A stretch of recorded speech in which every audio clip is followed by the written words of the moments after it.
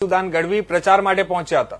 જેતપુરના નવાગઢ ખાતે આ પ્રદેશ અધ્યક્ષ ઈસુદાન ગઢવીએ સભાને સંબોધી હતી અને તેમાં ઈસુદાન ગઢવીએ ભાજપ પર ખૂબ મોટા પાયે પ્રહારો કર્યા હતા અને કહ્યું કે ભાજપવાળા પાસે ખૂબ જ પૈસા છે, કારણ કે આમ આદમી પાર્ટીના ઉમેદવારોને કરોડો રૂપિયાની ઓફર કરવામાં આવી છે।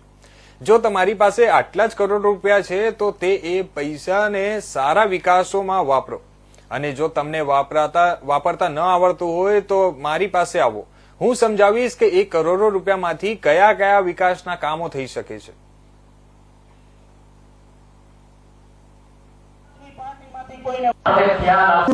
જેતપુરમાં કોઈ વિકાસ નથી થયો। વર્ષોથી ભાજપે શાસન કર્યું, નગરપાલિકાથી લઈને પ્રધાનમંત્રી સુધીનું ભાજપનું શાસન છે અને છતાંય પ્રજાએ વલખા માર્યો, પ્રજાએ વિશ્વાસ કર્યો। એક વાર, બે વાર, છ વખત કામ સુધી ભાજપ ઉપર વિશ્વાસ કર્યો છે। રસ્તા સારા નથી, ગટરની વ્યવસ્થા નથી, પાણી નથી મળતું સારું, શુદ્ધ પાણી માટે વલખા મારવા પડે છે। લોકો કામ માટે ઝકી રહ્યા છે। શું કામ લોકો લોકપ્રતિનિધિત્વ ચૂંટતા હોય કે લોકો પોતાનું કામ કરી શકે અને લોકપ્રતિનિધિત્વ છે બધા જેમ નોકર કરે એવી રીતે કામ કરી શકે એટલા માટે લોકપ્રતિનિધિત્વ ચૂંટતા હોય છે। પણ ભાજપવાળા જે રીતે આખા તંત્રને કામે લગાડ્યું છે, મેં સાંભળ્યું છે કરોડો રૂપિયા ભાજપવાળા પાસે આવ્યા લાગે છે, અમારા ઉમેદવારોને ઓફરો કરે છે, રેકોર્ડિંગ છે રૂપિયાની। તમારે એવું કેવું છે કે ભાઈ ઉમેદવારોને રૂપિયા આપો એના કરતા જનતાના કામો કરો, જનતાના વિકાસના કામો કરો, અને તમારી પાસે રૂપિયા હોય તમને આવડત ન હોય તો ઈશુદાનભાઈ મફતમાં સેવા આપવા તૈયાર છે। આવો હું તમને લખી દઉં કે ભાઈ કઈ રીતે પાણીની વ્યવસ્થા થાય, કઈ રીતે રોડ રસ્તા થાય, કઈ રીતે ભ્રષ્ટાચાર વગર રોડ બને, જે 50 વર્ષ તૂટે નહીં, કઈ રીતે શુદ્ધ પાણી આપી શકીએ।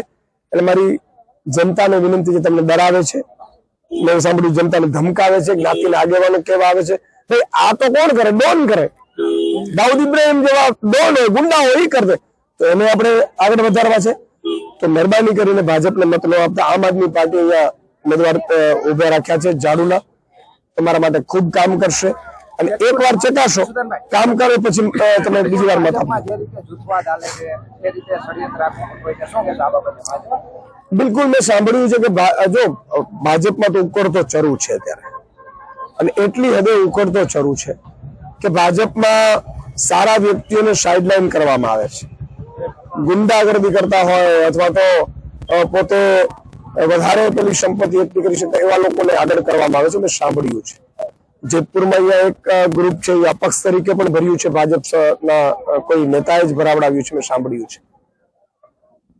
જનતાને એટલી જ વિનંતી છે કે આ હવે ઉકળતો ચરુ ગમે ત્યારે છૂટે ને આપણે નુકસાન કરી, પેલા આ લોકોને વિદાય આપી દેવી જોઈએ। ભાજપમાં પણ સારા નેતાઓ છે, એની કદર નથી થતી, મેં સાંભળ્યું છે, જે વર્ષોથી ખૂબ સારી કામગીરી કરી છે, એમના પિતાશ્રીએ પણ ખૂબ સારી